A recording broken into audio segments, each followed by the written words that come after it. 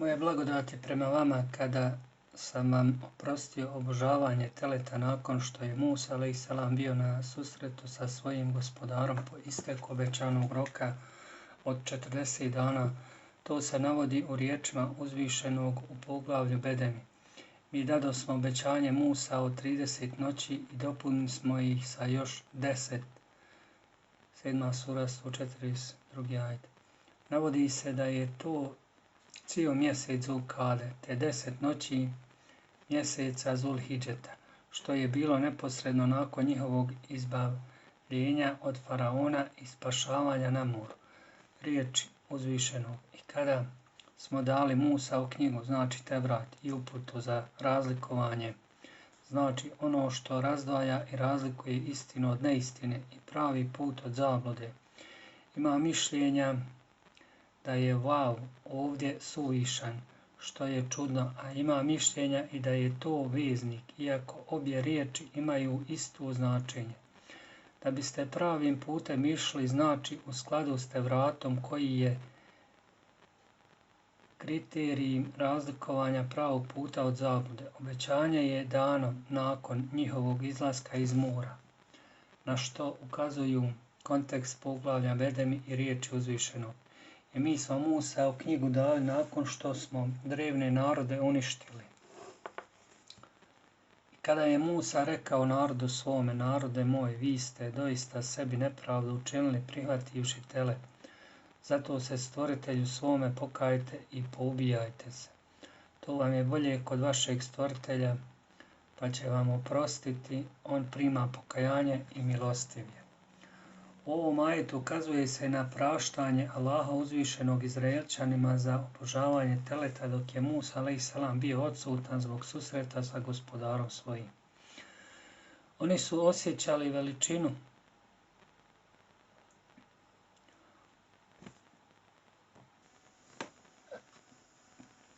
kad je Musa rekao narodu svom, narode moj, vi ste doista sebi nepravdu učinili prihvativši tele, zato se stvoritelju svome pokajte i poubijajte se. To vam je bolje kod vašeg stvoritelja, pa će vam oprostiti, on prima pokajanje i milostiv je. U ovom ajetu ukazuje se na praštanje Allaha uzvišenog Israelčanima za obožavanje teleta dok je Musa a.s. bio odsutan zbog susreta sa gospodarom svojim. Oni su osjećali veličinu zločina grijeha koji su počinili, a to je širk, pridruživanje Allahu ortaka. Uvidjevši da su zalutali, govorili su: ako nam se ne smiluje gospodar naš i ne oprosti nam, 8. sura 149. ajet. Musa a.s. rekao je, narode moje, vi ste doista sebi nepravdu učinili prihvativši tele, zato se stvoritelju svome pokajte.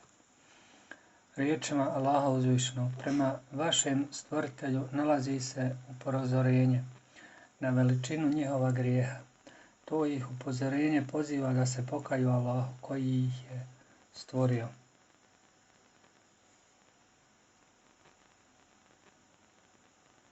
Jer su pored njega obožavali drugoga. Nesai, Ibn Džerir i Ibn Ebi Hatim navode predanje hadisa od Jezida Ibn Haruna s lancem koji seže do Ibn Abasa koji je rekao: Allah uzvišeni kaže da je njihovo pokajanje u tome da se svaki od njih razračuna s ocem ili sinom kojeg sretne tako što će ga pogubiti. Pritom ne treba da brine onaj koji je ubijen na tome mjestu, ako se pokajao. To su oni sa čijim grijesima Allah nije upoznao ni Musa ni Haruna. Oni su to priznali čineći ono što im je naređeno. A Allah će oprostiti i ubici i ubijenom. Ibn Džerir kaže, obavijestio me je Kasim ibn Ebi Bere kako je čuo Sejda ibn Džubeira i Mudžahida da kažu u vezi s riječima uzvišenog: poubijajte se. Oni su se digli s noževima ubijajući jedni druge bez sna, bez sažaljenja prema bližnjem ili daljnjem. Sve dok Musa nije podigao svoj haljetak kada su se zaustavili. Tada je utvrđeno 70.000 poginulih. Allah je objavio Musa'u, za mene je dovoljno, pa je tada Musa podigao svoj haljetak. Ibn Đerir navodi predanje s dobrim lancem od Ez-Zuhrija koji je rekao svoj stav o ovom pitanju, kako su se i Musa i Izraelčani rastužili kada su vidjeli koliko je bilo poginulih. Pa je Allah nakon toga objavio Musa'u: neka ga to ne žalosti, jer koji su od njih ubijeni živi su kod mene i bit će opskrbljeni, a koji su ostali u životu, njihovo sam pokajanje primio. To je obradovalo Musa i Izraelčane. Allah kaže: on vam je oprostio, a zaista Allah prima pokajanje milostivije. I kada ste vi rekli: Musa, mi ti nećemo vjerovati dok Allaha jasno ne vidimo, pa vas je munja ošilila, a vi ste gledali, zatim smo vas poslije smrti vaše oživili, da biste zahvalni bili. Uzvišeni kaže: sjetite se, sinovi Israilovi, moje blagodati prema vama, kada vas je munja ošilila, pa sam vam poslao ono što je iznad moći vaše i vama sličnih, nakon što ste tražili da me izravno vidite. U vezi s ovim ajetom, i kada ste rekli: Musa, mi ti nećemo vjerovati dok Allaha jasno ne vidimo, Ibn Abbas kaže da to znači otvoreno. Rebi ibn Enes navodi da je bilo 70 ljudi koje je Musa bio obradovao i koji su idući s njim čuli te riječi, pa su kazali: mi ti nećemo vjerovati dok Allaha jasno ne vidimo. On kaže: nakon toga su čuli glas, pa su se onesvijestili. Mervan ibn Hakim u hudbi koju je održao na mimberu u Meki kaže: udar munje ili groma ovdje znači krik iz neba u vezi s riječima uzvišenog, pa vas je munja ošinula. Es-Sudi kaže da je to vatra. Urve ibn Ruveim u vezi s riječima Allaha: a vi ste gledali, kaže: neki su bili ošamućeni dok su drugi gledali. Potom su se jedni osvijestili, a drugi ošamutili. Es-Sudi kaže: pa vas je munja ošilila, znači da su umrli. Pa je Musa ustao plačući i moleći Allaha: moj gospodaru, šta ću reći sinovima Israilovim kada im dođem, pošto si ti uništio najbolje među njima. Da si htio, mogao si i njih i mene uništiti prije. Zar da nas uništiš za ono što su uradili maloumni između nas? Allah je objavio Musa da je ovih 70 ljudi koji su uzeli tele za božanstvo oživio jednog po jednog, a oni su gledali. Es-Sudi navodi da se na to odnose riječi uzvišenog: zatim smo vas nakon smrti vaše oživili da biste zahvalni bili. Rebi ibn Enes kaže: smrt je bila kazna za njih, pa su poslije toga oživljeni, kako bi ostvarili određene im rokove. Neki smatraju da je to što su Izraelčani vidjeli ove blagodati, kao i naprijed navedena čuda, skinulo s njih obavezu, budući da su jasno doživjeli to i bili prisiljeni da to prihvate. Neki drugi navode da je to neprihvatljivo mišljenje, jer ih doživljaj užasa ne oslobađa od obaveza. Pošto su Izraelčani kao narod bili svjedoci velikih čuda, pa su ipak ostali pod obavezom. Ova dva mišljenja navodi El-Merdi, a El-Kurtubi se slaže s drugim mišljenjem, jer ispravnije je da se pametan čovjek ne oslobađa obaveze. Allah to najbolje zna. I mi smo vam od oblaka hladovinu načinili, imanu i prepelice vam slali, jedite lijepa jela kojima vas opskrbljujemo. Oni nama nisu naudili, nego su sami sebi nepravdu nanijeli.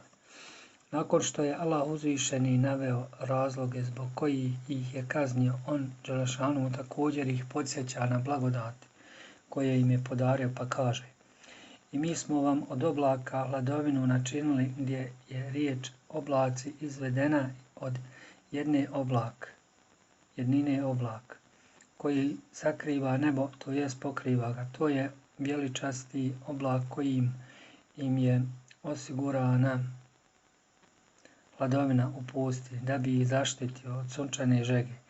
Ibn Đerir kao i drugi prenosioci tradicije kažu: ovi oblaci su bijeli i prijatniji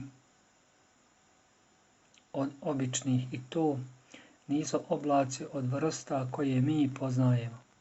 Ibn Ebi Hatim s lancem prenosilaca od Mudžahida navodi da je on rekao: to nisu oblaci, nego su to posebne vrste zastora koje će Allah koristiti na sudnjem danu i koje nisu korišteni osim za njih.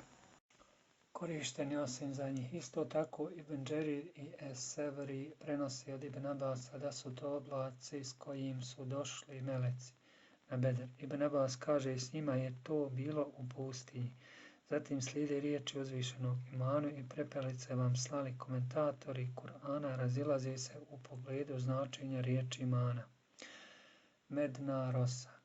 Ima mišljenja da je to magla gusta kao tijesto slično marmeladi. Isto tako ima mišljenja da je padala kao snijeg, bijelji od mlijeka i slađi od meda, od zore do izlaska sunca, tako da je svaki pojedinac mogao uzeti za sebe količinu koja mu je mogla biti za taj dan. Ako bi uzeo više, to bi se pokvarilo i nestalo, izuzev u petak i subotu, kada je mogao uzeti za sljedeći dan, jer su to bili dani odmora. Jasno je međutim, Allah to najbolje zna, da je sva hrana, piće i drugo što im je Allah darivao dolazilo gotovo bez potrebe za bilo kakvim radom i naporom. Tako je, na primjer, za manu poznato da je hranjiva i slatka ukoliko se jede sama. Ukoliko se pomiješa s vodom, postaje ugodno piće. Ukoliko se pomiješa s nečim drugim, dobiva se druga vrsta hrane. To, međutim, nije jedini smisao ove riječi u navedenom ajetu. Dokaz za to jeste predanje koje navodi El-Buhari od Sejda ibn Zejda radijallahu anhu, vjerovjesnik sallallahu alejhi ve sellem rekao je: gomoljika je od mene, čija je tečnost lekovita za oči. To prenose Ahmed i vjerodostojne zbirke izuzev Ebu Davuda. U vezi s riječi prepelica, Ali ibn Ebi Talha navodi od Ibn Abasa da je rekao: to je ptica slična prepelici koju su koristili za jelo. Ibn Ebi Hatim s lancem od Ibn Abasa navodi da je on rekao: to je prepelica. Isto potvrđuje i Mudžahid, Ebi Dahak, Hasan Ikreme i Rebi ibn Enes radijallahu anhu. A Katade kaže: to je ptica čija je boja naginjala crvenoj i koja je dolazila s južnim vjetrom. Čovjek bi ih zaklao toliko koliko bi mu bilo potrebno za jedan dan. Ako bi to bilo petkom, on bi uzeo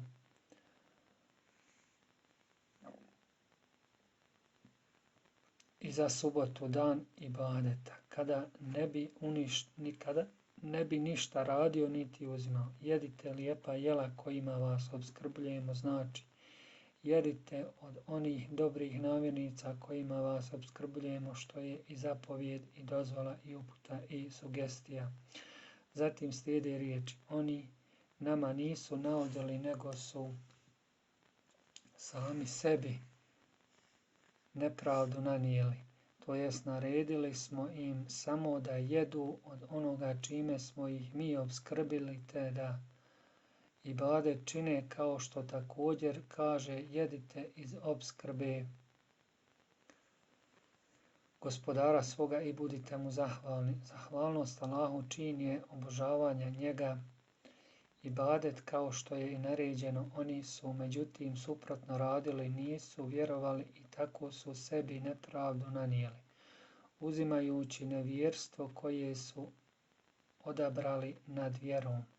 Unatoč svim jasnim znakovima i neporecivim čudima koja su vidjeli, uključujući i brojne neobičajene stvari, tako da su zaslužili Allahovu kaznu vatrom u skladu s riječima: oni nama nisu naudili, nego su sami sebi nepravdu nanijeli. Ovim postaje jasnijom i vrijednost ashaba Muhameda a.s. nad ashabima drugih vjerovjesnika, jer su bili strpljivi, postojani i dobronamjerni, a bili su s njim na putovanjima ili u bitkama, među kojim su poznate nevolje na Tebuku za vrijeme pljuska, velike žege i napora, kada nisu očekivali nikako čudo niti posebnu zapovijed, što je poslaniku bilo lako učiniti, izuzev što su tražili više hrane pošto ih je glad bila iscrpila, odnosno žeđ. Zbog nedostatka vode on je uputio molbu Allahu da im da vode, pa je došao oblak i pala kiša, tako da su se napili, napojili deve i napunili svoje posode za vodu. Zatim je povećao količinu hrane tako da su napunili svoje torbe. Ovo je najbolji primjer podnošenja Allahove odredbe kadra, te kako treba uložiti svoj napor slijedeći Allahovog poslanika sallallahu alejhi ve sellem.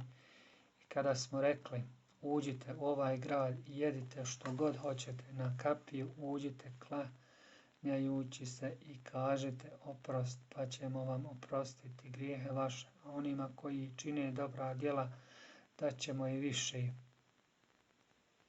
Onda su oni koji su nepravedni bili zamijenili drugom riječ koja im je dana, pa smo mi na one koji su bili nepravedni s neba kaznu spustili zato što su griješili. Uzvišeni Allah govori protiv njihovog povlačenja iz borbe i ulaska u svetu zemlju. Naime, nakon što su došli iz Egipta s Musaom, alejselam, kada im je naređeno da uđu u svetu zemlju koju oni nasljeđuju od njihovog oca Israila, alejselam, i da se bore protiv nevjerničkih naroda koji su tu bili, oni su odustali i oslabili. Stoga im je Allah za kaznu dao da lutaju po pustinji. Komentatori se razilaze u određenju imena ovoga grada, odnosno sela. Neki kažu da je to Jerihon u Palestini, a neki da je Egipat. Međutim, najtačnije je da je to sveti grad Jerusalem, što potvrđuje riječi Allaha uzvišenog upućene Musa alejselamu u suri El Maida. Trpeza. Narode moj, uđite u svetu zemlju koju vam je Allah dodijelio i ne uzmičite nazad pa da propadnete. Kada su oni izišli iz pustinje nakon 40 godina sa Jošu ibn Nunom alejselam, Allah im je dao pobjedu u petak uvečer. Kada su to ostvarili, Allah im naređuje: uđite na vrata klanjajući se, to jest uđite na vrata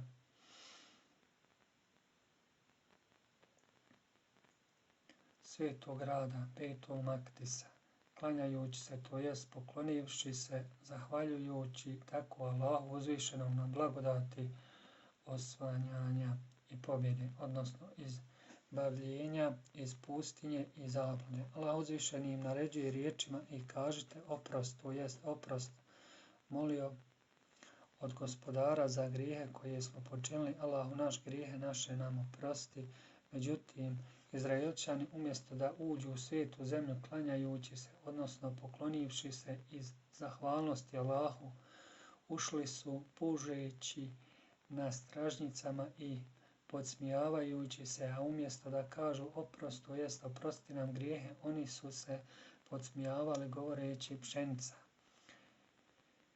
Iskrećući značenja Allahovih riječi. Abdurrazak prenosi od Ebu Hureyra da je rekao, Allahov poslanik sallallahu alejhi ve sellem rekao je, Allah je kazao Izraelčanima na kapiju uđite klanjajući se i kažite oprost pa ćemo vam oprostiti grijehe vaše, ali oni su to zamijenili tako što su ušli pužući na stražnicama i govoreći zrno u pšenici. To je sahih hadis koji prenosi Al-Buhari od Isaka ibn Nasra. Muslim od Muhameda ibn Rafija i Tirmizi od Abdurrahmana ibn Humejda, sva trojica ga vežu za Abdurazaka. Onda su oni koji su nepravedni bili zamijenili drugom riječ koja im je dana, to jest oni su zamijenili naredbu Allahovu da budu poslušni njemu i riječju i postupcima da bi se podsmijavali, što predstavlja vrhunac neposlušnosti i nada.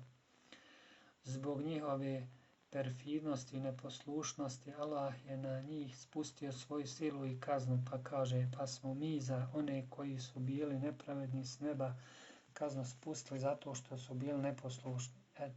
Dahak prenosi od Ibn Abasa sve što se u Božjoj knjizi spominje kao nečistoća, mnogoboštvo, grijeh, kazna odnosi se na kaznu. Pored toga Ridž označava i knjigu, što se vidi iz riječi Ibn Ebi Hatima s lancem vezanim za Sada ibn Malika, Usame ibn Zejda i Huzeime ibn Sabita radijallahu anhu, koji kažu, Allahov poslanik sallallahu alejhi ve sellem rekao je, kuga je Ridž, nečistoća, kazna kojom su kažnjavani oni prije vas. I kad je Musa za narod svoj vodu molio, mi smo mu rekli, udari štapom svojim po kamenu, iz njega je 12 vrela provrelo i svi ljudi su vrelo iz kojeg će piti znali. Jedite i pijte Allahovu opskrbu i ne činite zlo po zemlji nered praveći.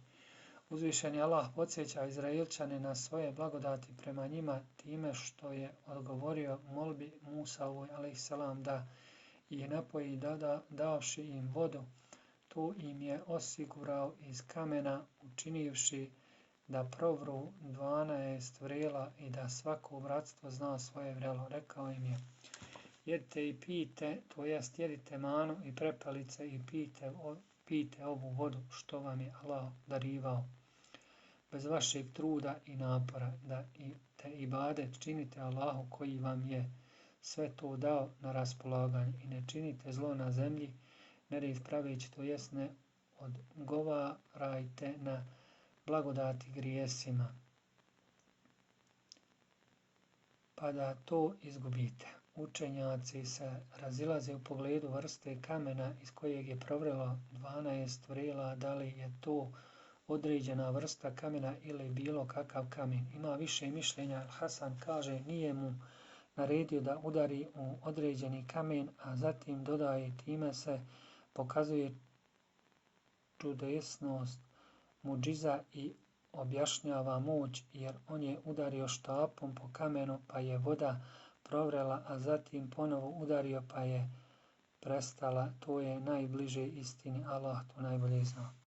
I kada ste rekli Musa, mi ne možemo više jednu te istu hranu jesti, zato moli za nas gospodara svoga da nam podari od onoga što zemlja rađa, povrća i krastavaca, pšenice, leće i luka crvenoga. On je rekao, zar da ono što je bolje zamijenite onim što je lošije? Idite u neku zemlju, imat ćete ono što tražite. Uzvišeni Allah podsjeća Izraelčane na svoje blagodati koje im je darovao,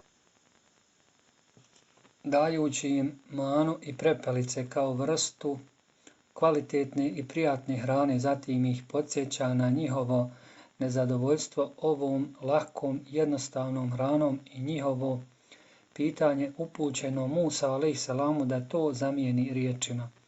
Musa, mi ne možemo više jednu te istu hranu jesti, zato moli za nas gospodara svoga da nam podari od onoga što zemlja rađa, povrća i krastavaca, pšenice, leće i luka crvenoga. jer oni nisu mogli izdržati da jednu te istu hranu, manu i prepelice, ne izmjenjujući to nečim drugim, pošto im je to bilo postalo jednolično i mrsko. Oni spominju svoj život prije nego su dospjeli u pustinju, ukazujući da su bili narod koji je imao i grahorice i luk i žitarice. Tražili su raznovrsnu hranu od plodova koji rastu iz zemlje i koje oni obrađuju. Povrće, krastavice, grahorice i luk opće poznate su namirnice, međutim u vezi sa značenjem pojma pšenica, žitarice postoji različita mišljenja kod pripadnika tradicije selefa. Ima mišljenja da je to bijeli luk u skladu sa čitanjem Ibn Mesuda, koji prvo slovo F čita kao T, kako to tumače Mudžahid, Rebi i Ibn Enes. Kada bi ovo bilo tačno, ovo slovo bi moglo biti zamijenjeno i u riječi et-hafi, u et-hathi i sličnim slučajima gdje se th mijenja u f i f u th zbog bliskosti u izvoru.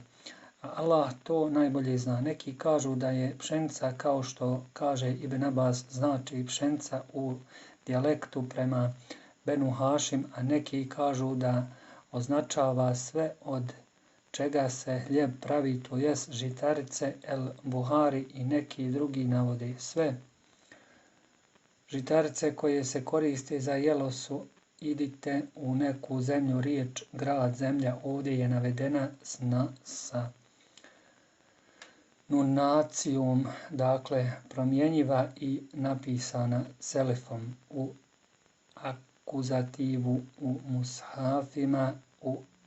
mushafima Hazreti Osman, i to je čitanje kirajet. U akuzativu u mushafima Osmana, i to je čitanje kirajet. Većine Ibn Đerir kaže nije dozvoljeno čitati drugačije, pošto su svi mushafi tako napisani. To znači da idu u jedan od gradova pokrajina, a ne u faraonov Egipat, jer je Musa a.s. njima rekao: ovo što ste tražili nije nedostižno.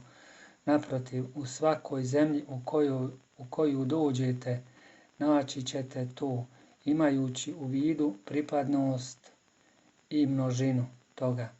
Nema potrebe da zato molim Allaha, zato on kaže: zar da ono što je bolje zamijenite onim što je niže, lošije, idite u neku zemlju, imat ćete ono što tražite, to jest ono što ste tražili, međutim budući da su oni tražili iz obijesti i nezahvalnosti, nije bilo potrebe da im se udovolji. Allah to najbolje zna.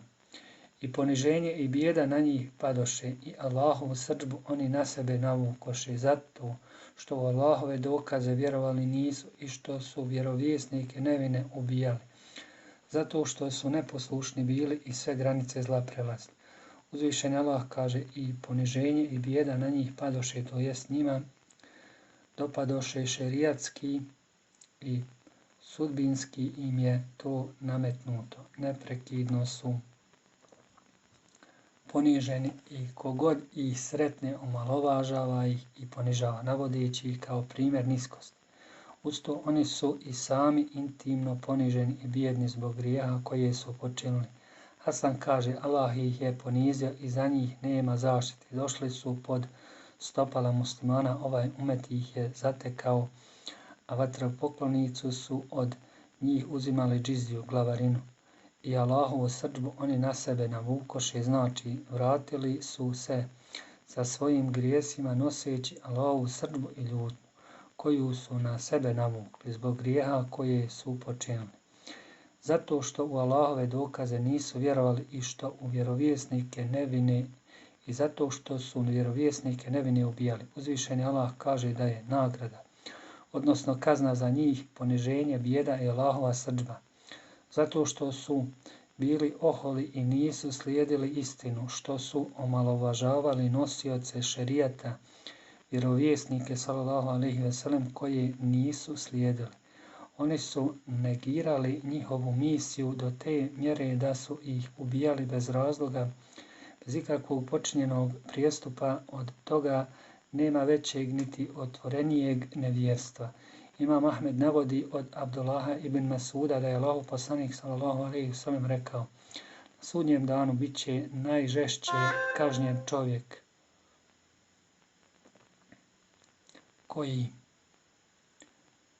čovjeka kojeg je vjerovjesnik ubio ili koji je vjerovjesnika ubio, te imam koji je zavodio, odnosno njegov predstavnik. U jednom hadisu koji bilježe El Buhari i Muslim stoji: oholost je stvar odbijanja istine i podcjenjivanja ljudi, to jest odbijanje istine, omalovažavanje i podcjenjivanje ljudi, odnosno uzdizanje nad njima.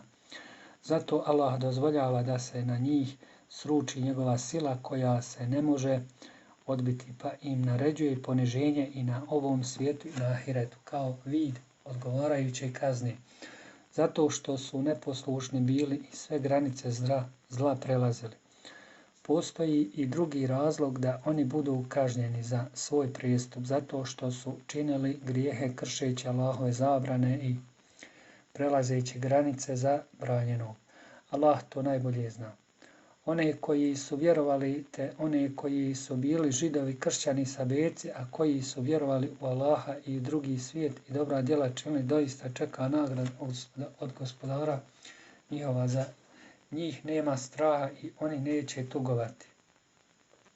Pošto je Allah uzvišeni dao objašnjenje u prethodnim ajetima u vezi s položajem nevjernika, licemjera, židova i drugih koji se suprotstavljaju njegovim naredbama djeljujući preko granica dozvoljenih od Allaha dželešanuhu, zatim objasnio kazne koje im pripadaju. On upozorava da kod prethodnih zajednica ima također i dobra. Ima onih koji su se pokoravali Allahovim naredbama onako kako je on dželešanuhu zapovjedio, pa njima pripada lijepa nagrada. Tako će biti do dana sudnjeg, jer svima onima koji budu slijedili Allahovog poslanika Muhameda sallallahu alejhi ve sellem, vjerovjesnika nepismenog, pripada vječna sreća. Za njih nema straha za budućnost na drugome svijetu, niti će se žalostiti zbog onoga što ostavljaju na ovome svijetu. One koji su vjerovali, a to su pripadnici Muhammedove sallallahu alejhi ve sellem zajednice umeta, koja ima naziv vjernici zbog njihove velike vjere i jakog uvjerenja, ali i zato što oni vjeruju u sve prošle vjerovjesnike i buduće stvari nevidljive, te one koji su bili židovi, kršćani i sabejci, a one koji su vjerovali u Allaha i drugi svijet, to jest one koji su vjerovali među židovima, kršćanima i sabejcima, svejedno bili oni među narodima prošlim koji su vjerovali u vjerovjesnike i objavljene knjige. Narodima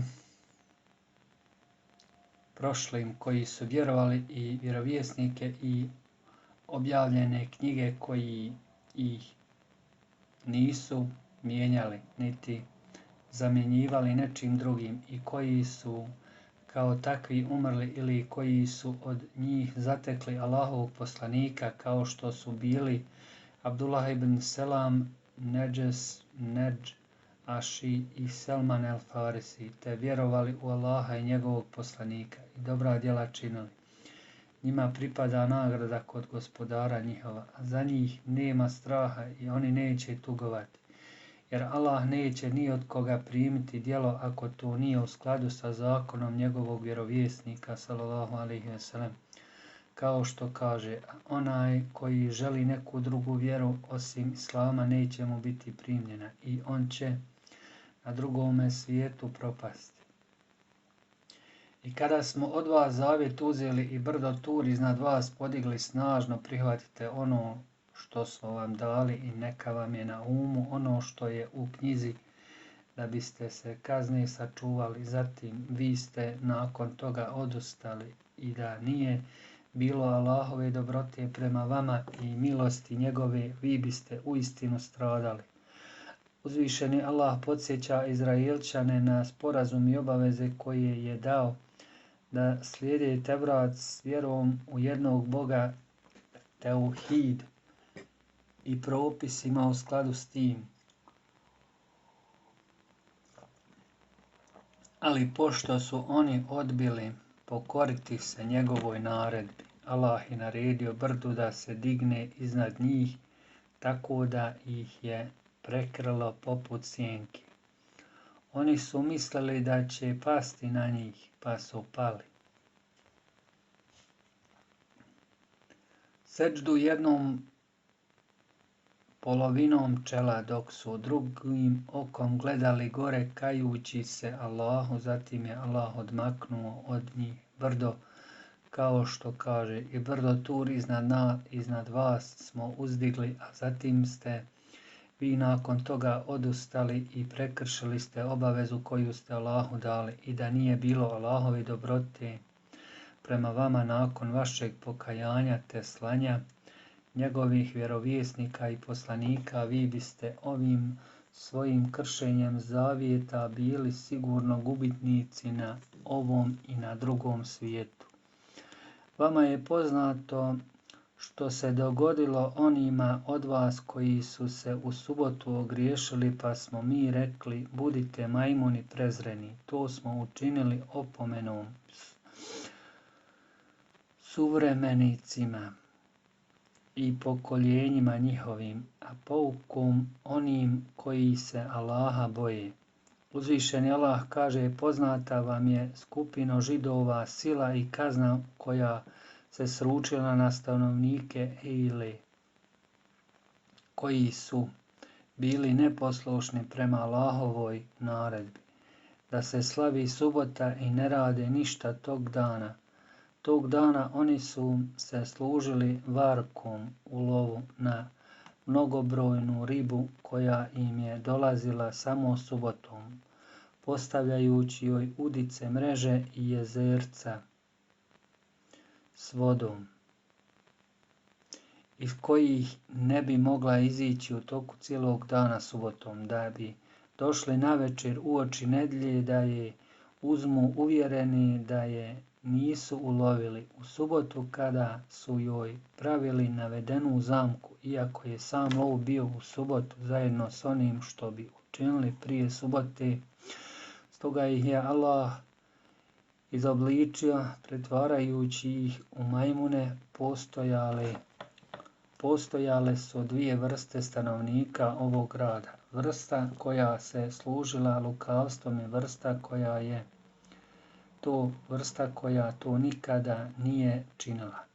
Ovi posljednji dijelili su se također na dvije vrste, onu koja je zabranjivala lov subotom i onu koja to nije činila. Kada je nastupila kazna, pogodila je one koji su se služili lukavstvom, kao i one koji nisu zabranjivali, kao vid kazne za to što nisu zabranjivali.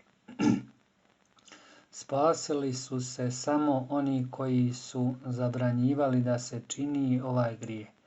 Ata el-Horosani kaže, oni su pozvani ovako, stanovnici grada, budite majmuni prezreni. Zatim je dao da oni koji su im to zabranjivali uđu kod njih i kažu im, zar vam nismo to zabranjivali? Oni su to potvrdili klimajući glavama, to jest kazali su da pošto je to trajalo samo 3 dana, oni su ostali kao majmuni 3 dana i za to vrijeme nisu ni jeli ni pili, niti su se parili. Nakon toga su pomrli. Ibn Abbas kaže da Allah nije spomenuo da je spasio one koji su zabranjivali zlo. Svi bi stanovnici grada propali, u riječima uzvišenog, pa smo ga učinili opomenom. Povratna zamjenica se odnosi na grad, a ima mišljenja da se odnosi na ubličenje i kaznu, mada je tačno da se odnosi na grad. Dakle, Allah je dao stanovnicima ovog grada kaznu za to što su se ogriješili o subotu, što znači kaznili smo ih i učinili tako poučnim primjerom, kako za Izraelčane, tako i za okolne gradove, sela. Riječi uzvišenog, a poukom onima koji se Allaha boje znači poukom onima koji se Allaha boje nakon njih do dana sudnjeg, odnosno to znači upozorenje bogobojaznima da paze šta čine kako ih ne bi pogodilo ono što je ove pogodilo. To je bilo u vrijeme Davuda alejhi selama. Uzvišeni Allah kaže jezikom Davuda i Isa, sina Merjemina, prokleti su oni od sinova Israilovih koji nisu vjerovali zato što su neposlušni bili i Allahove naredbe kršili i granice zla prelazili, jedni druge nisu odvraćali od loših dijela, već ih sami činili. Loše li je to što su oni radili? Ibn Beta prenosi putem neprekinutog lanca od Ebu Hurere da je Allahov poslanik sallallahu alejhi ve sellem rekao: ne činite grijehe koje su činili Židovi dozvoljavajući sebi niskim varkama ono što je Allah zabranio. Ovaj hadis ima dobar lanac predanja u kojem je i Ahmed ibn Muhammed ibn Muslim, kojega Hafiz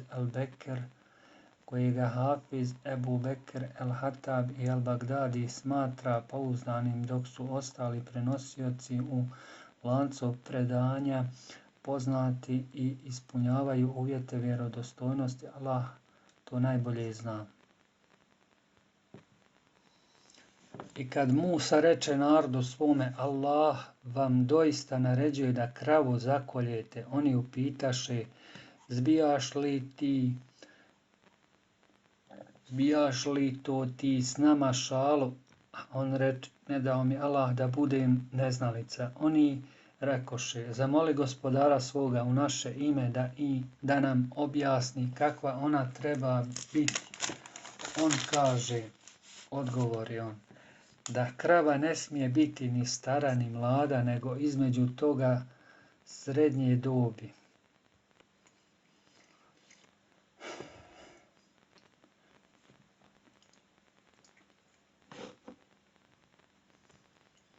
I kad Musa reče narodu svome, Allah vam doista naređuje da kravu zakoljete, oni upitaše, zbijaš li to ti s nama šalu? A on reče, ne dao mi Allah da budem neznalica.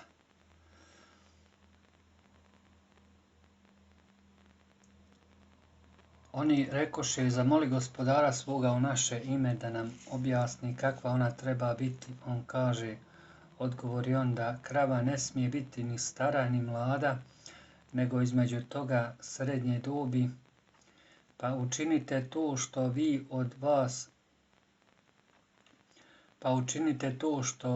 se od vas traži. Zamoli gospodara svoga, rekoše oni, da nam objasni kakve boje treba biti. On kaže, reče on, da ta krava treba biti svjetlo žute boje, da se svidi onima koji je vidi. Zamoli gospodara svoga, rekoše oni, da nam objasni kakva još treba biti, jer nama krave izgledaju slične, a mi ćemo nju, ako Allah htjedne, sigurno pronaći. On kaže, reče on, da krava ne smije biti iscrpljena oranjem zemlje i natapanjem usjeva. Treba biti bez ikakve mane i biljega. Sad si kazao istinu, rekoše oni, pa je zaklaše i jedva to učiniše. Ibn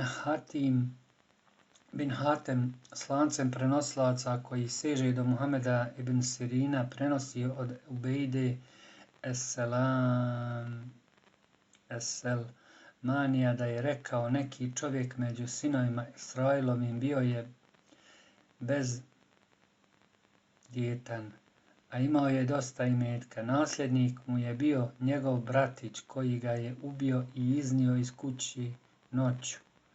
Ostavši ga pred vratima nekog čovjeka ujutro je tužio tog čovjeka, pa su se ljudi naoružali, krenuši jedne protiv drugih. Mudar i odlučan čovjek među njima reče: zašto da jedni druge ubijamo, a među sobom imamo Allahovog poslanika? Oni su potom otišli kod Musa a.s.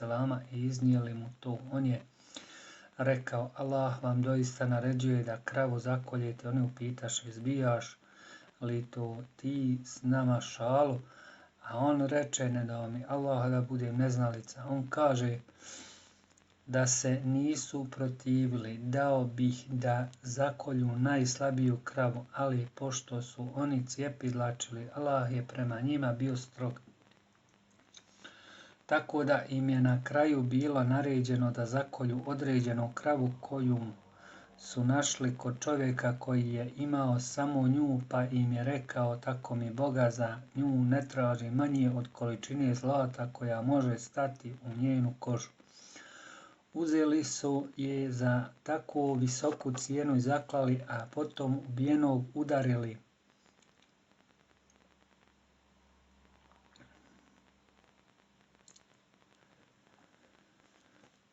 dijelovima od nje. Nakon toga je oživio, pa su ga upitali: ko te je ubio? A on je odgovorio: ovaj, pokazajući na svog bratića, a zatim je mrtav pao. Od njegove imovine ovom nije dano ništa i od tada ubica ne nasljeđuje. Jasno je da je ova priča uzeta iz knjiga sinova Israilovih i ona se može prenositi s tim da se ne mora ni prihvatati ni negirati. Zato se ona ne može uzeti kao argument osim u onoj mjeri u kojoj se slaže s istinom kod nas. Allah to najbolje zna. Uzvišeni Allah kaže: i kada Musa reče narodu svome: Allah vam doista naređuje da kravu zakoljete. Oni upitaše: zbijaš li to ti s nama šalu? A on reče: ne dao mi Allah da budem neznalica. Allah dželešanuhu podsjeća sinove Israilove na svoju blagodat prema njima koja predstavlja čudo u vezi s kravom i time kako je otkriven ubica kada su se oni požalili Musa a.s. a on je rekao: Allah vam doista naređuje da kravu zakoljete. Oni upitaše: zbijaš li to ti s nama šalu? To jest, da li se ti s nama ismijavaš, tako dalje. Pa im je odgovorio: ne dao mi Allah da budem neznalica. Dakle, on traži utočište kod Allaha kako ne bi bio kao oni koji se ismijavaju i ništa ne znaju, što je neprimjerno vjerovjesniku. Kada su se oni uvjerili u ozbiljnost riječi Musa a.s. rekli su: zamoli gospodara svoga u naše ime da nam objasni kakva ona treba biti. Allah im nije ništa drugo naredio da zakolju bilo kakvu kravu, ali su ih njihovi inad i preveliko ispitivanje vjerovjesnika natjerali da kažu: zamoli gospodara svoga u naše ime da nam objasni kakva ona treba biti. On kaže: odgovori on da krava ne smije biti ni stara ni mlada, nego između toga srednje dobi. Pa učinite to što se od vas traži, to jest ni stara ni mlada, toliko da nije otelila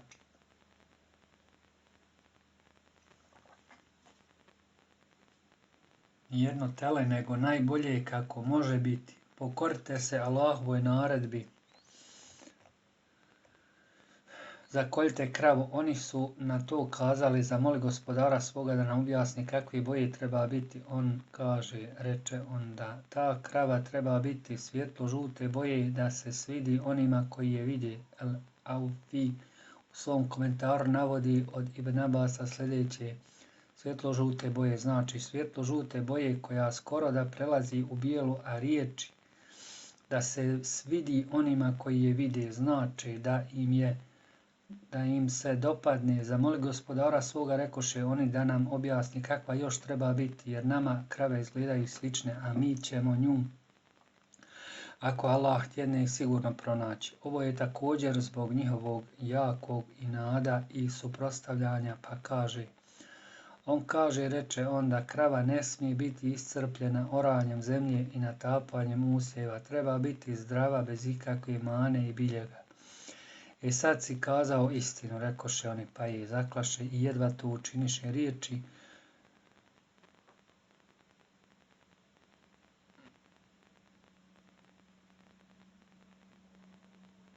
Riječi uzvišenog ne smije biti iscrpljena oranjem zemlje, znači da nije oslabila zbog oranja i natapanja usjeva, to jest da nije, nego da je dobra, očuvana i svježa.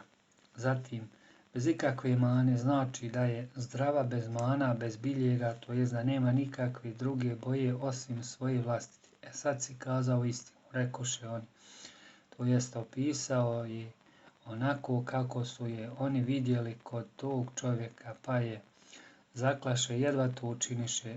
Dahak od Ibn Abasa navodi, bili su u situaciji skoro da to ne čine i to nije bilo što su oni htjeli, budući da su htjeli da je ne zakolju, znači da oni uz sve ovo, uz sva pitanja i odgovore, sva objašnjenja, nisu kravu zaklali bez velikog napora, što predstavlja poseban prijekor, jer njihov cilj nije bio ništa drugo do inat, zato su je jedva i zaklali. Ibn Đurejđ kaže, Allahov poslanik sallallahu alejhi ve sellem rekao je: njima je doista bilo naređeno zakolju najslabiju kravu, ali pošto su oni bili tvrdoglavi i Allah je prema njima bio strog, tako mi Allaha da oni nisu rekli inša Allah, nikad im ne bi bila opisana. Ovaj ajet u kome se navođenjem osobina određuje krava, to jest precizira nakon općeg opisa, uzima se kao dokaza ispravnost kupoprodaje životinja po opisu selem. Taj stav zastupa Malik el-Evzai el-Lejs eš-Afi i Ahmed, te većina učenjaka kako starijih tako i kasnijih. To potvrđuje hadis koji se navodi u oba sahiha, a glasi: žena ženu ne smije opisati svome mužu tako precizno kao da je gleda, odnosno slučaj vjerovjesnikova sallallahu alejhi ve sellem opisa deve za otkup kod ubistva greškom i nenamjerno svojstvima navedenim u hadisu. Ebu Hanife, Sevri i učenjaci iz Kufe kažu, nije dozvoljena kupoprodaja životinja po opisu, budući da je nepoznato u kakvom su stanju. Slično se navodi i od Ibn Mesuda, Huzeife, Ibn Jemana, Abdurrahmana, Ibn Semure i drugih. I kada ste jednog čovjeka ubili pa se oko njega prepirati počeli, Allah je dao da iziđe na vidjelo ono što ste bili sakrili. Pa smo mi rekli, udarite ga jednim njezinim dijelom i eto tako Allah mrtve vraća u život i pruža vam dokaze svoje da biste shvatili. Riječi uzvišenog, a kada ste jednog čovjeka ubili pa se oko njega prepirati počeli, upozoravaju: sjetite se dana kada ste ubili jednog čovjeka pa ste se oko njega počeli prepirati. Al-Buhari kaže: pa se oko njega prepirati počeli, znači kada ste se razišli u vezi s tim. Ibn Đurejđ ističe da to znači da su jedni rekli vi ste ga ubili, a drugi ne, nego ste ga vi ubili. Dakle, svaka je grupa od sebe odbacivala zločin, pa je Allah dao da iziđe na vidjelo ono što ste bili sakrili.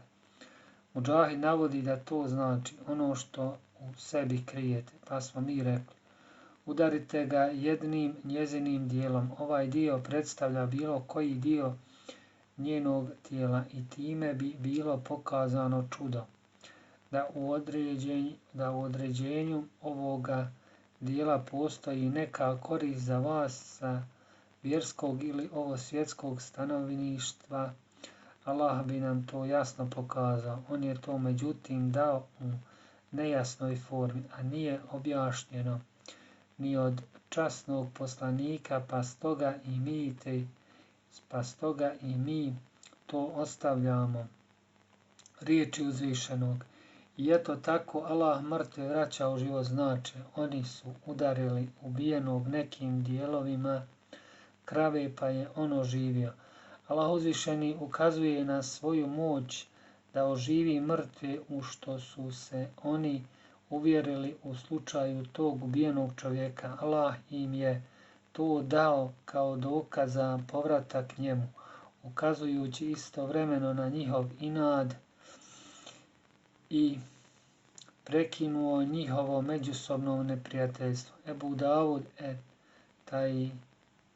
Jalisi prenosi od Ebu Rezina el-Akilija radijallahu anhu da je rekao, kazao sam Allahov poslaniče, kako će Allah oživiti mrtve? Pa je on odgovorio, da li si prošao kada kroz neku dolinu bez rastinja i nakon toga kada je ozelenjela? Rekao sam da. Na to je poslanik sallallahu alejhi ve sellem rekao, isto tako je sa oživljenjem, tako Allah i mrtve oživljava. Sljedbenici malikijskog mezheba za svoj stav uzimaju kao dokaz riječi smrtno ranjenog čovjeka, taj i taj me ubio, smatrajući da u ovom kazivanju postoji polovičan dokaz, jer je ubijeni, pošto je oživljen, upitan o tome koga je ubio, pa je odgovorio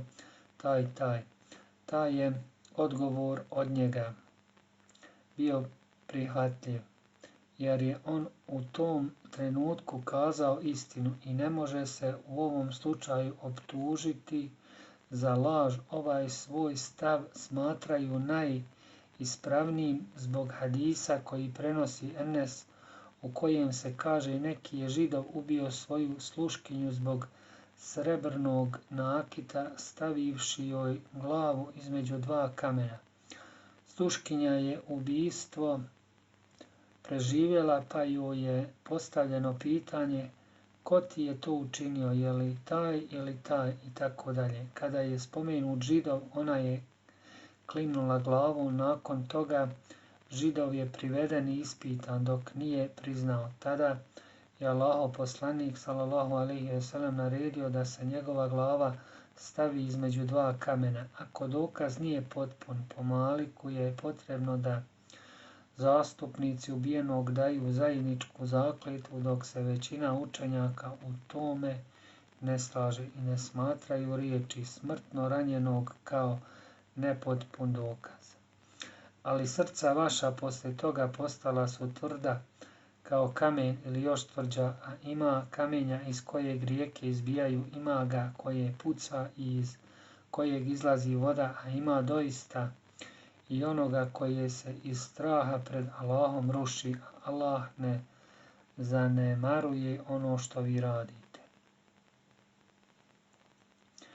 Preko ravajući i osuđujući sinove Israilove nakon svih znamenja koja su vidjeli, uključujući i njegovo oživljenje mrtvih, Allah uzvišeni kaže, ali srca vaša poslije toga postala su tvrda, pa su ona poput kamena koji po sebi nikada nije mekan. Zato Allah zabranjuje vjernicima da budu takvi, pa kaže, zar nije vrijeme za one koji vjeruju da im se srca skrušeno razježe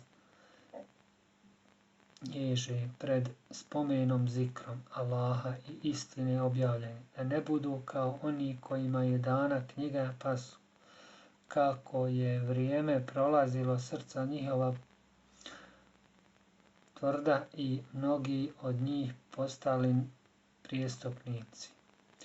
riječi uzvišenog kao kamen ili još tvrđa, znači da su srca sinova Israilovih vremenom postala tvrda i ne prihvataju savjet nakon znamenja Allahovih i čuda čiji su svjedoci bili, pa su ona poput kamena za čije omekšanje nema lijeka, ili još tvrđa, jer ima kamenja iz kojeg rijeke izbijaju, ima ga koje puca i iz kojeg izlazi voda, ima doista i onoga koje se iz straha pred Allahom ruši. Kao što kaže, njega veličaju 7 nebesa i zemalja i oni na njima. I ne postoji ništa što ga ne veliča hvaleći ga, ali vi ne razumijete veličanje njihovo. On je doista blag i mnogo prašta. Mudžahid kaže, svaki kamen iz kojeg izbija voda ili koji puca od vode, odnosno skotrlja se s vrha brda, to čini iz straha pred Allahom. Kako objavljuje Kur'an, ovo je kamenje najnižije od srca sinova Israilovih.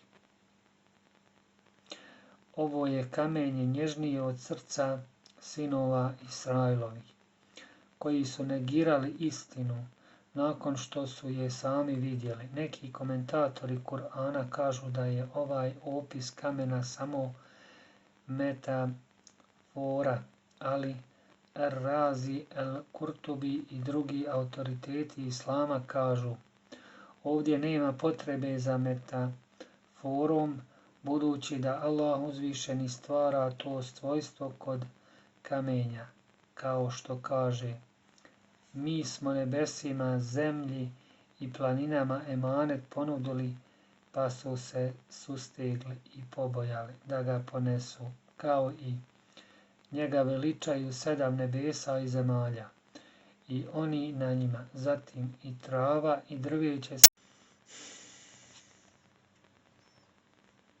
Da smo ovaj Kur'an nekom brdu objavili, ti bi vidio kako je strahopoštovanja puno i kako bi se od straha pred Allahom raspalo. Sahih hadisu stoji, ovo brdo nas voli i mi njega volimo, kao što postoji mutevatir predanje u kojem se spominje jecanje palminog panja. Allah ne zanemaruje što vi radite. Zar se vi nadate da će vam oni povjerovati, iako su neki od njih Allahov govor slušali da bi ga, nakon što su ga shvatili, svjesno iskrivili?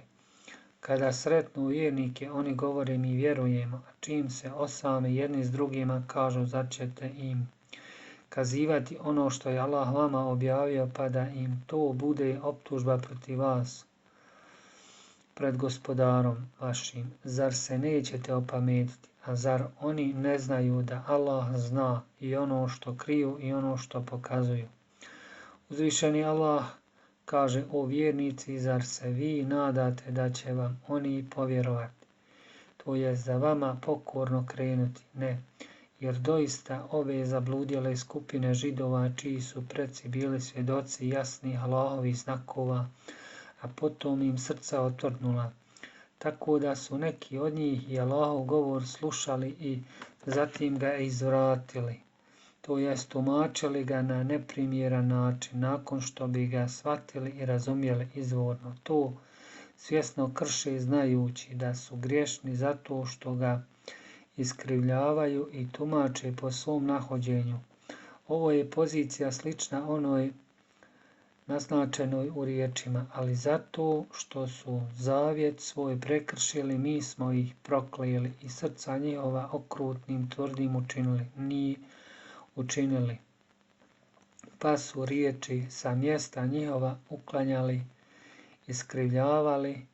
Es-Sudi kaže, jedna grupa između njih slušala bi Allahov govor, a zatim ga iskrivljavala.